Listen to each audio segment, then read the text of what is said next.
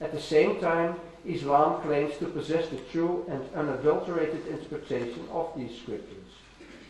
For the same reason, but the other way around, the older religion finds it much more difficult to relate itself to its younger sister that pretends to have fulfilled its mission.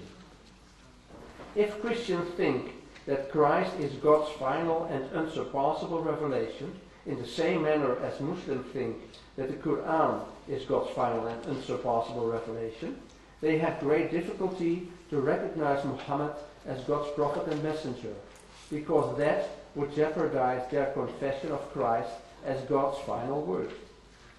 This genetic relationship makes it understandable, though not excusable, that Christians have given such a distorted picture of Islam and Prophet Muhammad in history. The third and central point, dialogue is a must.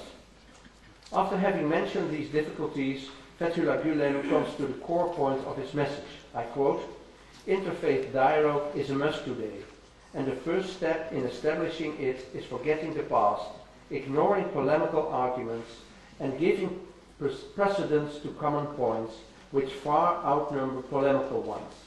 End of quotation. At this point, Gülen does not explain his rather categorical statement that dialogue is necessary today.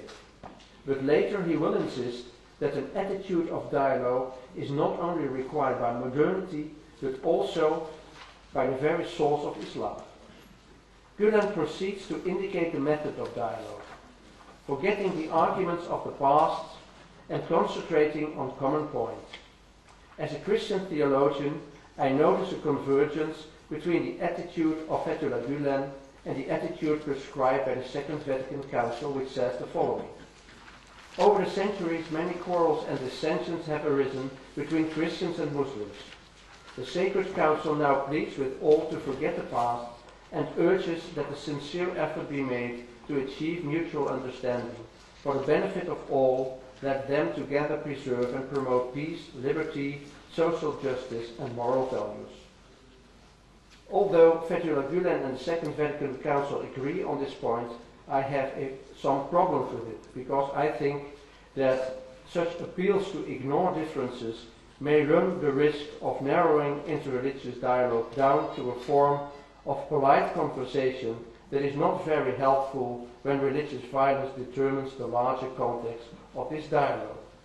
Focusing on common points may be an important strategy when mutual suspicions are still prevalent. But if dialogue is to change the mentality of the parties involved, a reconciliation of memories has to take place. The fourth point, spiritual heritage of Abraham. In the next sentence of his text on the necessity of dialogue, Gülen refers to Abraham by quoting Louis Massignon, a French Islamicist and Christian scholar who referred to Islam as, I quote, "the faith of Abraham revived with Muhammad." End of quotation. In this sense, by reawakening the faith of Abraham, Islam can have a positive prophetic mission in the post-Christian world.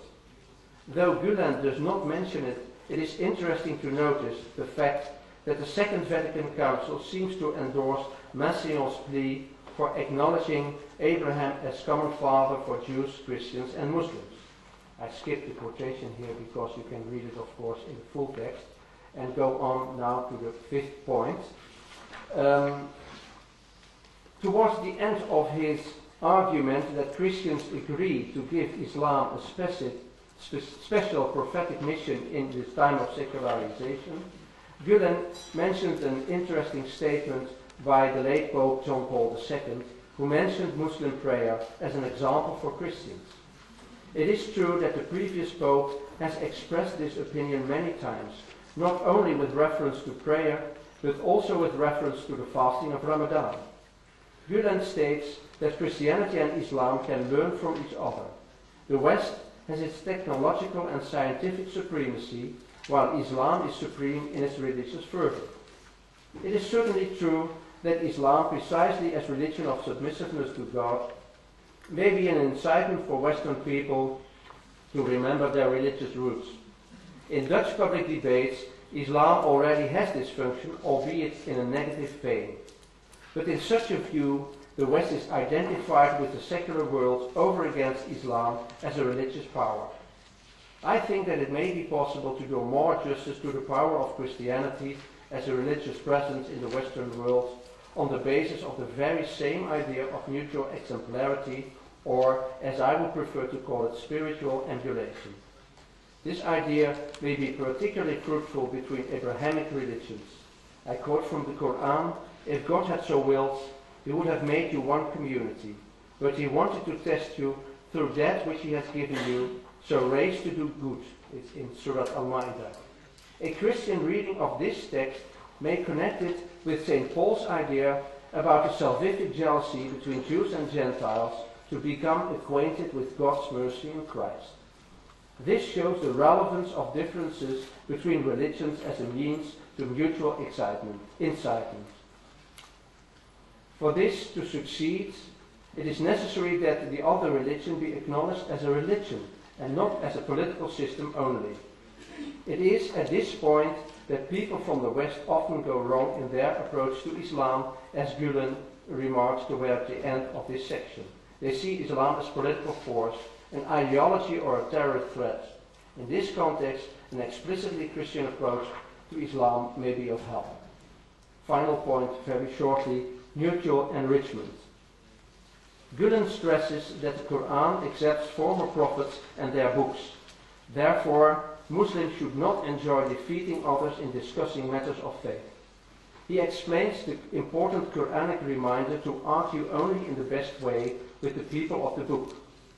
While I agree with Gülen that the discussion is often negative, I am convinced that the rules for debate formulated in the Quran and in subsequent Muslim tradition may be meaningful in determining the agenda of modern interreligious dialogue to help us towards mutual respect. Thank you.